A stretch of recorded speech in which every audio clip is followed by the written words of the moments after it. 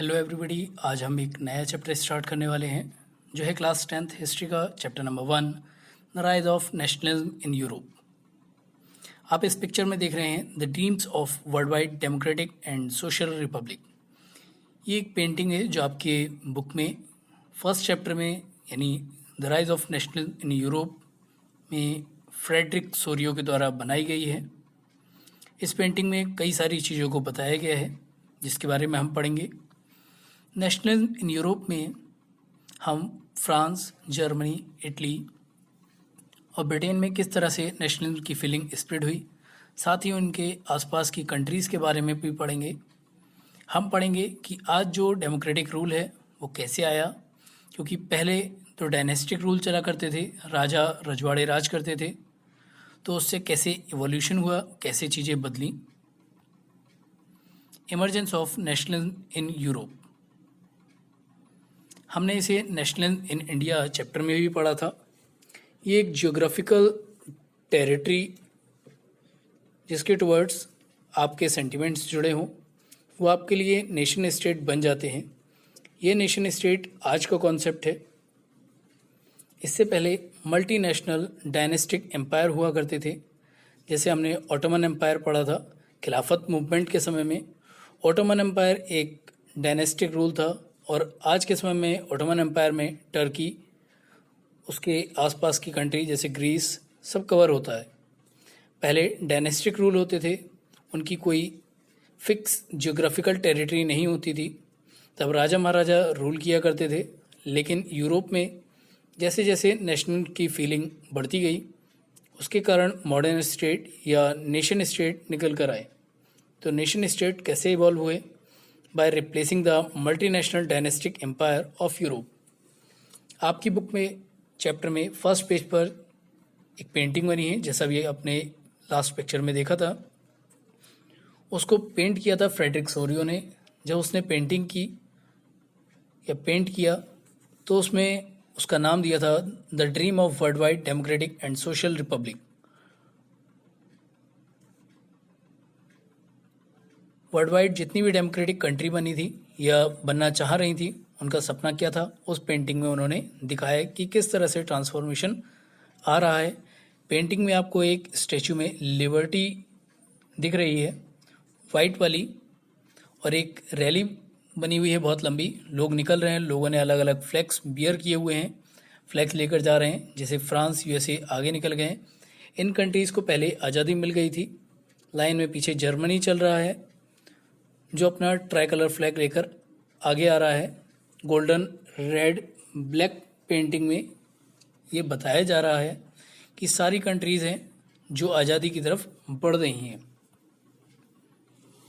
Statue of liberty से आगे जो निकल गए हैं उनको आज़ादी मिल गई है। जो टूटे हुए मुकुट या डिस्पोटिक सिंबल दिख रहे हैं, उससे पता चल रहा है कि अब मोनार्च फॉर्म खत्म हो गई है।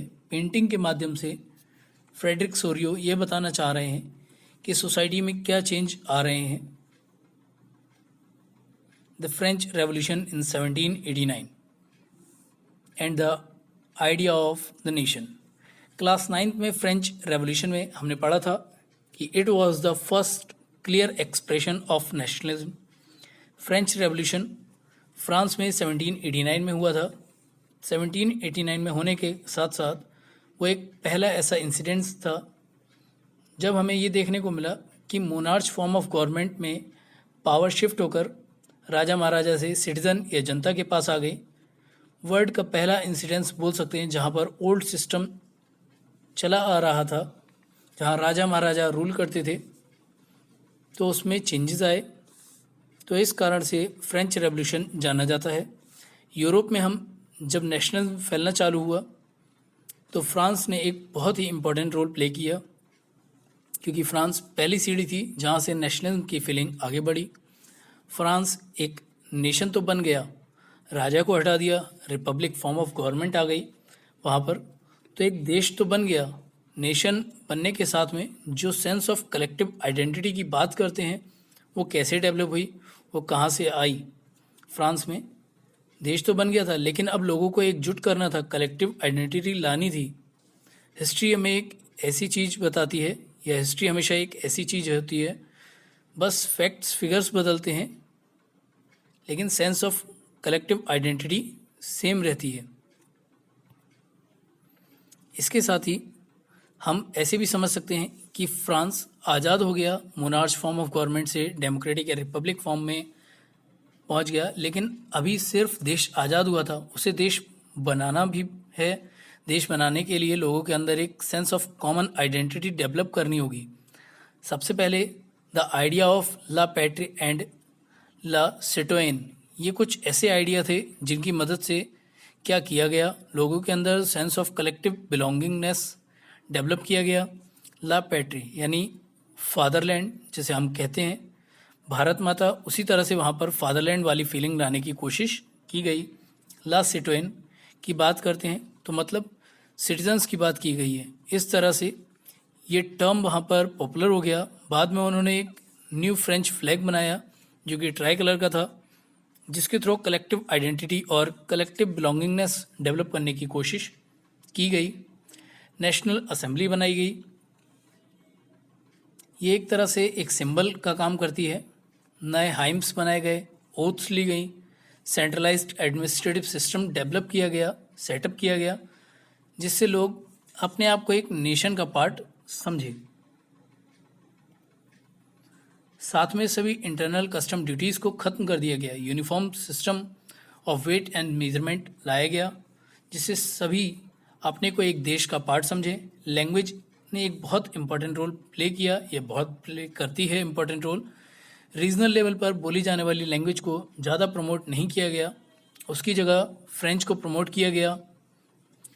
इनसे हमने अभी तक देखा कि कलेक्टिव आइडेंटिटी डेवलप करने की कोशिश की गई।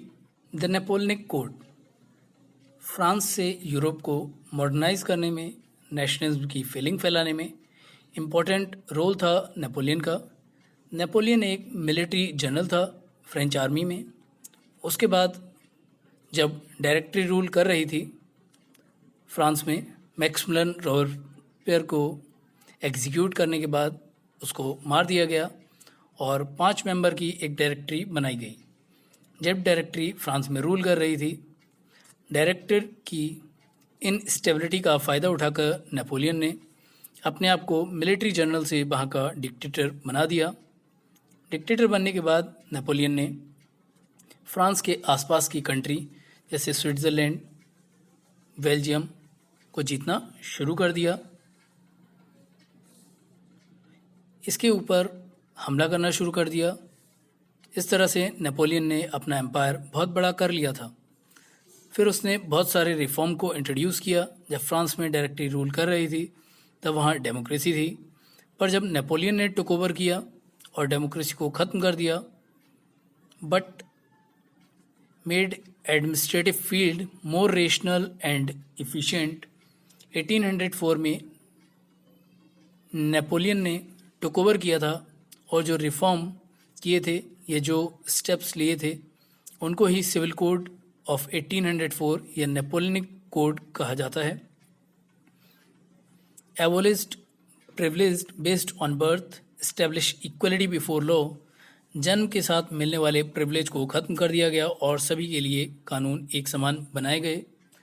फीडुअल system, serfdom and manorial dues were abolished, सामंतवाद को ख़त्म कर दिया और साथ में किसानों पर लगने वाले टैक्स को हटा दिया गया। Guild restrictions were removed, communication and transport system improved, standardized weights and measures introduced। कोई सही माप नहीं थी उस समय में वेट की या नापने के लिए, किसी भी चीज़ को मेज़रमेंट करने के लिए, तो वेट्स को इंट्रोड्यूस किया गया। Uniform law and common nation currency, सभी कानूनों में बदलाव किया गया और पूरे देश में एक करेंसी को लागू किया गया या शुरू किया गया। इन मॉडर्न विजन के साथ ही उसको मॉडर्नाइज़र ऑफ फ्रांस भी कहा जाता था। ये सभी नेपोलियनिक कोड भी कहा जाता है। फ्रेंच आर्मीज़ ने यूरोप के दूसरे पार्ट्स को अब कॉन्कर करना शुरू कर दिया था। शुरू में तो लोगों ने उसको हार्बिंगर्स ऑफ लिबर्टी या आज़ादी के अग्रदूत कहा। शुरुआत में लोगों ने उसका बहुत स्वागत किया। जैसे बेल्जियम ने देखा कि फ्रांस में बहुत से रिफॉर्म एडॉप्ट किए, तो वो लोग भी सोचने लगे कि ऐसा राजा हमारे यहाँ भी होता या ऐसा राजा हमारे यहाँ शासन करने लगे। पहले लोग फ्रेंच आर्मीज़ का स्वागत कर रहे थे, लेकिन जब उनकी इच्छाएं पूरी नहीं हुई तो अब वो इच्छा विरोध में या विद्रोह में बदल गई। जिन लोगों ने पहले नेपोलियन का स्वागत किया अब वही उसका विरोध करने लगे, क्योंकि administrative arrangement does not go hand in hand with political freedom. इसके बाद में इंक्रीज्ड टैक्सेशन, सेंसरशिप, सही गलत को देखा जा सकता था। Forced conscription into French armies, लोगों को ज़बरदस्ती आर्मी में शामिल किया गया। इसके कारण ही लोग नेपोलियन के अगेंस्ट हो गए। Spread of nationalism to other parts of Europe, nationalism की फीलिंग अब फ्रांस से बाहर यूरोप के दूसरे देशों में, हॉलैंड, बेल्जियम, स्विट्ज़रलैंड, इटली जैसे देशों में फैलने लगी। और जब नेशनलिज्म की फीलिंग दूसरे देशों में फैलेगी तो इन कंट्रीज़ में भी, जैसे फ्रांस में एक चेंज देखने को मिला, जिस तरह से फ्रांस एक नेशन स्टेट की तरह इमर्ज हुआ, वैसी फीलिंग डेवलप होगी, जिससे और ज़्यादा आज़ादी की मांग होगी। नेशनलिज्म स्प्रेड होगा, फ्रांस से यूरोप में फैला और यूरोप से दूसरी कंट्रीज़ में, जहाँ पर मोनार्चिकल फॉर्म ऑफ गवर्नमेंट से डेमोक्रेटिक गवर्नमेंट या रिपब्लिकन गवर्नमेंट में बदल गया। रिपब्लिकन गवर्नमेंट वो गवर्नमेंट होती है जहाँ पर head of the state elected by citizen of the country. France का आइडिया फैल रहा है, वहाँ पर जो अलग अलग ऑर्गेनाइजेशन थी, जैसे जैक्विन क्लब बने थे, उन्होंने इस आइडिया को फैलाया। साथ ही फ्रेंच आर्मी दूसरे देशों में जाकर फीलिंग ऑफ नेशनलिज्म स्प्रेड कर रही थी। नेपोलियन फ्रांस के एक मिलिट्री डिक्टेटर थे जो मोनार्च गवर्नमेंट को वापस लाए थे और फ्रांस के राजा बन जाते हैं। जो चेंजेस वो फ्रांस में लेकर आए थे उन्हीं को वो अब यूरोप में दूसरी कंट्रीज़ में फैलाते हैं। नेपोलियन बोनापार्ट आप इस पिक्चर में देख सकते हैं। कांग्रेस ऑफ वियना इन 1815, इसको हम ये भी कह सकते हैं न्यू कंजर्वेशन आफ्टर 1815। वे लोग जिनकी सोच पुरानी होती है या जो राजा महाराजा होते थे वही कंजर्वेटिज्म होते थे। ये लोग traditional institution of state and society should be preserve, state और सोसाइटी में ट्रेडिशनल इंस्टीट्यूशन को प्रिजर्व करते थे, जैसे चर्च, इनको सपोर्ट करते थे और उनका मानना था कि इनको वापस से रिस्टोर किया जाए। साथ ही इनको कंजर्वेटिव भी कहा जाता था। लिबरलिज्म, सोशलिज्म और कंजर्वेटिज्म में जब इज्म ISM लग जाता है तो वो आइडियोलॉजी को बताता है। इस तरह से कंजर्वेटिव्स को जो आइडियोलॉजी थी वो कंजर्वेटिज्म थी। कंजर्वेटिज्म हमें बताता है कि किस तरह से एक नया दौर शुरू हुआ कंजर्वेटिज्म का 1815 के बाद। Modernisation and modern principle can strength traditional institution, example modern army, efficient bureaucracy. ये ट्रेडिशन को रिस्टोर करना चाहते थे, साथ ही उनको मॉडर्न प्रिंसिपल के साथ एक्सेप्ट किया जाए। वो चाहते थे कि उनकी पावर वापस आ जाए और चर्च को फिर से सारी पावर दे दी जाए। चर्च और मोनार्च फॉर्म ऑफ गवर्नमेंट को और ज़्यादा मजबूत कर सकते हैं ये मॉडर्न प्रिंसिपल। 1815 में जब नेपोलियन डिफीट हुआ, जिसको European powers Britain, Russia, Prussia और ऑस्ट्रिया ने मिलकर हराया था, उन्होंने अपनी एक मीटिंग बुलाई जिसमें उन्होंने नेपोलियन के द्वारा यूरोप में किए गए चेंजेस को फिर से रिस्टोर करने की बात की। ट्रीटी ऑफ वियना में नेपोलियनिक एरा में जितने भी चेंजेस हुए थे उनको रिस्टोर करने की बात की। वहाँ एक ट्रीटी साइन होती है जिसका नाम होता है ट्रीटी ऑफ वियना ऑफ 1815।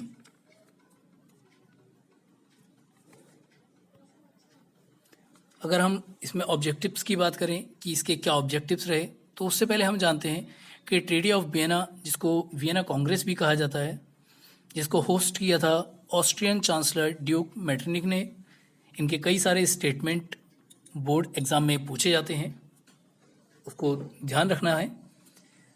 अब ट्रीटी का मतलब होता क्या है, इसको हम संधि या एग्रीमेंट भी कह सकते हैं। इस ट्रीटी में क्या हुआ, नेपोलियन के लाए गए सभी चेंजेस को रिस्टोर किया गया।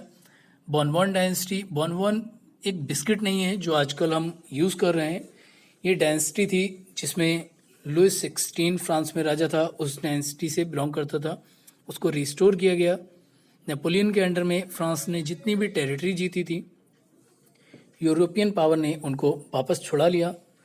France lost its territory annexed under Napoleon. Steps were taken to prevent French expansion. France भविष्य में अपने बॉर्डर को एक्सपेंड नहीं करेगा। Territories were given to Prussia, Austria and Russia.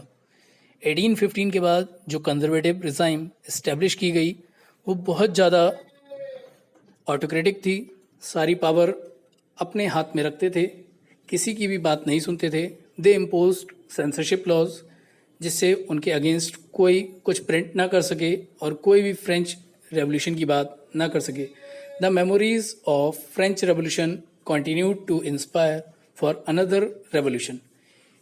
In democracy के कारण लोगों के मन में एक बार फिर से नेशनल्स की फीलिंग जागने लगी, क्योंकि वो इंस्पायर हो रहे थे फ्रेंच रेवोल्यूशन से। दूसरी वीडियो देखने के लिए हमारे चैनल को सब्सक्राइब करें, हमें कमेंट करके ज़रूर बताएं कि आपको ये वीडियो कैसा लगा, और हमारे चैनल को लाइक करना, सब्सक्राइब करना ना भूलें। हमारे साथ बने रहें दूसरी वीडियोस के लिए।